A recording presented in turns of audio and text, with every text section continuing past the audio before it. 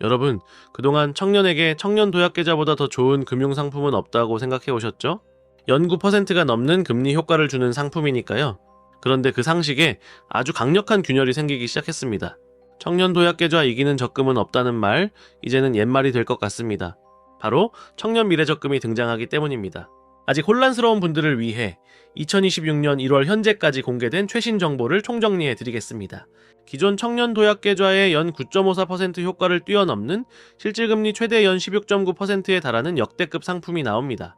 도대체 어떤 상품이길래 이런 수익률이 가능한 걸까요? 지금부터 무엇이 당신에게 진짜 이득인지 그 모든 것을 낱낱이 파헤쳐 보겠습니다. 자, 연 16.9%라는 숫자 솔직히 믿기 어려우시죠? 은행 광고가 아니라 정부 정책 상품에서 어떻게 이런 금리가 나올 수 있을까요? 단순히 좋다는 말 대신 지금부터 숫자로 직접 증명해 보이겠습니다. 이 놀라운 수익률의 비밀은 세 가지 핵심 요소의 조합에 있습니다. 첫째, 기본금리입니다. 아직 확정되진 않았지만 시중은행과 협의해 약 5% 수준에서 결정될 것으로 보입니다. 이것만으로도 훌륭하지만 이건 시작에 불과합니다. 둘째, 바로 정부기여금입니다. 이게 핵심입니다. 청년미래적금 우대형의 경우 내가 납입한 금액의 무려 12%를 정부가 매달 보태줍니다. 월 50만 원을 납입하면 정부가 매달 6만 원씩 3년간 총 216만 원을 내 통장에 그냥 넣어준다는 의미입니다. 이게 바로 마법의 핵심이죠. 셋째, 비과세 혜택입니다. 이 모든 이제 대해 세금을 한 푼도 떼지 않습니다.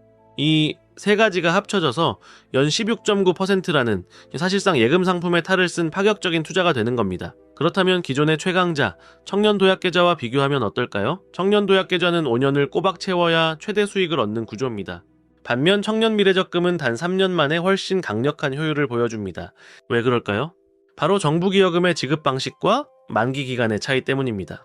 청년도약계좌는 소득 구간에 따라 기여금 비율이 달라지지만 청년미래적금은 자격만 되면 훨씬 높은 비율의 지원금을 짧은 기간에 집중적으로 받을 수 있습니다. 3년이라는 동일한 기간 동안 돈이 불어나는 속도를 비교하면 청년미래적금이 청년도약계좌를 압도합니다.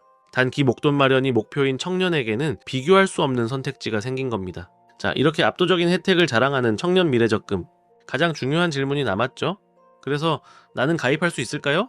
지금부터 여러분이 가장 궁금해하실 가입 자격 조건을 완벽하게 해부해 드리겠습니다. 첫째, 나이입니다.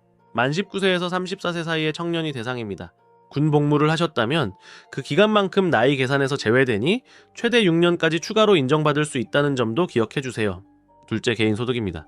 연간 총소득이 6천만 원 이하여야 합니다.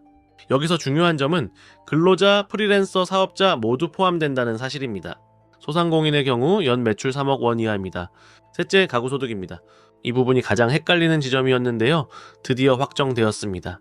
바로 기준 중위소득 200% 이하입니다. 데이터를 보면 2026년 1인 가구 기준 중위소득은 월 약 256만 원입니다. 따라서 200%는 월 소득 약 512만 원이 되는 셈이죠. 2인 가구라면 월 840만 원, 4인 가구라면 월 1300만 원 이하가 해당됩니다. 주민등록등본상 함께 거주하는 가족 구성원의 소득을 모두 합산해서 계산해야 합니다. 이 세 가지 기본 조건을 모두 충족했다면 이제 일반형과 우대형 중 어떤 유형에 해당하는지를 살펴봐야 합니다. 일반형은 매달 납입한 금액의 6%를 정부가 기여금으로 지원하고 우대형은 이보다 2배 높은 12%의 정부 기여금이 적용됩니다. 그렇다면 이 우대형은 누가 가입할 수 있을까요? 가장 대표적인 대상은 중소기업 신규 취업자입니다. 중소기업에 취업한 지 6개월 이내에 가입하고 이후 3년간 근속을 유지하면 우대형 혜택을 받을 수 있습니다. 여기에 더해 연소득 3,600만 원 이하이면서 가구 기준 중위소득 150% 이하인 중소기업 재직자 또는 연 매출 1억 원 이하이면서 가구 기준 중위소득 150% 이하인 소상공인도 우대형 대상에 포함됩니다. 정리해볼까요? 나이, 개인소득, 가구소득이라는 세 개의 문을 통과하고 내가 중소기업에 다니고 있는지 혹은 다닐 계획이 있는지에 따라 최종적으로 받을 수 있는 혜택이 결정되는 구조입니다. 그렇다면 이 상품은 언제부터 가입할 수 있을까요? 정부 발표 기준으로 청년미래적금은 6월부터 순차적으로 출시될 예정이며 정확한 가입 시작일과 신청 방식은 금융위원회 및 각 은행의 세부 공지를 통해 확정됩니다. 통상정책 금융상품의 경우 출시 직후 가입자가 몰릴 가능성이 높기 때문에 본인이 대상 요건에 해당한다면 사전에 조건을 점검해 두고 출시 일정에 맞춰 바로 신청하는 것이 유리합니다. 자, 이렇게만 보면은 청년미래적금은 단기적으로 목돈을 만들기 위한 거의 완벽한 상품처럼 보입니다. 원금이 보장되고 정부 기여금까지 얹어주니 불안할 요소도 거의 없어 보이죠? 하지만 여러분, 모든 선택에는 반드시 대가가 따릅니다. 문제는 그 대가가 눈에 잘 보이지 않을 뿐입니다. 지금부터 우리가 짚어볼 것은 이 상품의 구조적인 조건이 아니라 이 선택이 만들어내는 기회비용입니다. 다시 말해, 우리가 이 적금을 선택함으로써 포기하게 되는 다른 가능성이 무엇인지에 대한 이야기입니다. 생각해보면 단순합니다. 매달 50만 원이라는 돈은 결코 작은 금액이 아닙니다. 이 돈을 3년 동안 꾸준히 붓는다는 것은 동시에 다른 선택지에는 그만큼의 자금을 투입하지 않겠다는 선언이기도 합니다. 자, 여기서 우리는 조금 더 현실적인 결론 앞에 서게 됩니다. 결국 핵심은 이 상품이 내게 맞는 상품인지 아닌지 판단하는 것입니다. 수익률만 놓고 보면은 사실은 꽤 명확합니다. 청년 미래적금 우대형은 3년 기준으로 매우 높은 수익률을 제공합니다.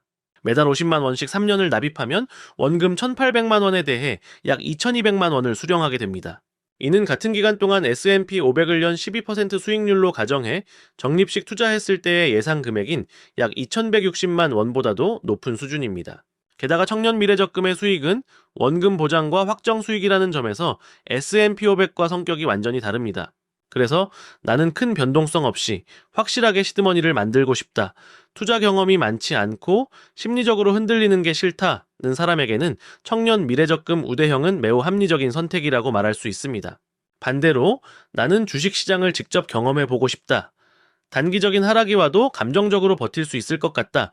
고 생각하는 사람이라면 선택지는 달라질 수 있습니다.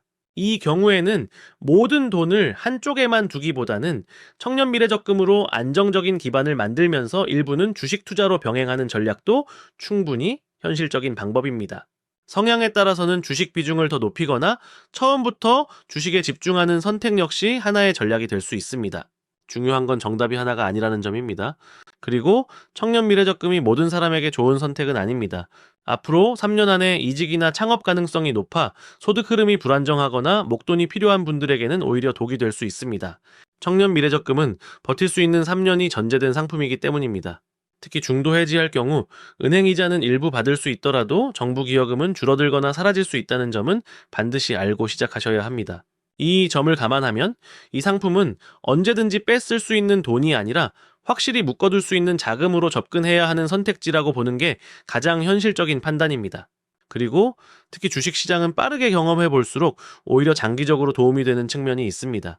직접 투자를 시작하면 자연스럽게 기업 실적을 보게 되고 금리, 환율, 경제 뉴스에 관심을 갖게 되면서 경제 공부가 생활의 일부가 됩니다. 이 과정에서 단순히 수익률을 넘어서 시장을 읽는 감각과 판단 기준이 쌓이게 됩니다. 또 하나 중요한 건 변동성을 견디는 내성입니다. 처음 겪는 하락장은 누구에게나 어렵지만 작은 금액으로라도 실제 하락과 회복을 경험해 본 사람과 그렇지 않은 사람의 차이는 시간이 갈수록 크게 벌어집니다. 초기에 겪는 시행착오는 나중에 더 큰 자산을 운용하게 되었을 때 치명적인 실수를 막아주는 값비싼 경험이 되기도 합니다. 결국 청년 미래적금이든 주식 투자든 혹은 두 가지를 병행하는 전략이든 중요한 것은 수익률 그 자체보다 내게 맞는 방식으로 경험을 쌓아가고 있는가입니다. 안정적인 출발을 택할 수도 있고 변동성을 감수하며 더 넓은 기회를 탐색할 수도 있습니다. 어떤 선택이든 그 과정에서 얻는 경험은 결국 당신의 자산을 지켜주는 가장 강력한 무기가 됩니다. 그리고 여기서 반드시 함께 고려해야 할 요소가 하나 더 있습니다. 바로 환율입니다. S&P 500 투자는 달러 자산이기 때문에 환율이 급등하면 달러 자산의 가치는 상대적으로 더 커지고 반대로 원화, 자산의 실질 가치는 체감상 깎일 수 있습니다. 반대로 환율이 안정되거나 하락하는 구간에서는 원화 기반 상품의 체감 수익률이 더 좋아질 수도 있습니다. 즉, 우리는 단순히 주식이냐 적금이냐만 볼 것이 아니라 통화 리스크까지 함께 감안해야 제대로 된 판단을 할 수 있습니다. S&P 500 투자에 대해서 궁금하다면 제가 채널에 이미 올려놓은 다른 영상들 많습니다. 고정 댓글에 링크 달아놓을 테니 이 영상 끝까지 보시고 같이 시청해보세요. 결국 이 선택은 무조건 무엇이 더 좋다고 확정적으로 내릴 수 있는 문제가 아닙니다. 지금의 내가 어떤 리스크를 감당할 수 있는 사람인가, 내 성향과 현실에 맞는 방식은 무엇인가에 대한 문제입니다. 안정적으로 확실한 목돈을 만들고 싶은 사람에게는 청년 미래적금, 시장 경험과 더 큰 수익을 노리는 사람에게는 주식 투자, 그리고 그 중간에 있는 사람에게는 혼합 전략이 어울릴 수 있습니다. 정답은 하나가 아닙니다. 당신에게 맞는 방법을 선택하는 것, 그게 가장 좋은 선택입니다. 자, 결국 이 제도의 목표는 하나라고 생각합니다. 청년에게 빨리 부자 되라고 말하지 않습니다. 대신 버틸 수 있는 구조를 하나 만들어줄게 라고 말하죠. 지금 당장 인생이 확 바뀌지는 않더라도 최소한 발밑이 꺼지지 않게 해주는 안전판 하나를 깔아주는 겁니다. 월급이 많지 않아도 투자 경험이 없어도 매달 50만 원을 꾸준히 넣을 수 있었다는 그 3년 자체가 이미 하나의 성취입니다. 그 시간 동안 버텼다는 사실, 그게 나중에 어떤 선택을 하든 당신을 지탱해줄 힘이 됩니다. 주식이든 적금이든 어떤 길을 고르든 상관없습니다. 중요한 건 포기하지 않고 계속 가고 있다는 사실입니다. 남들보다 느려 보여도 지금의 선택이 당신 인생의 방향을 조금이라도 앞으로 돌려놓고 있다면 그건 이미 충분히 잘하고 있는 겁니다. 청년들이 요즘 참 힘든 시대를 살고 있습니다. 집값도 물가도 미래도 쉽지 않죠. 그래도 이렇게 하나씩 정보를 찾아보고 고민하고 준비하고 있다는 것 자체가 이미 많은 사람들보다 한 발 앞에 서 있다는 증거입니다. 지금은 잘 안 느껴질 수 있습니다. 하지만 이 선택들은 나중에 분명히 그때 그거 해두길 잘했다로 돌아옵니다. 그러니까 너무 조급해하지 말고 너무 자신을 몰아붙이지도 마세요. 지금 이 순간에도 각자의 자리에서 버티고 있는 모든 청년들 정말 잘하고 있습니다. 응원하겠습니다. 감사합니다.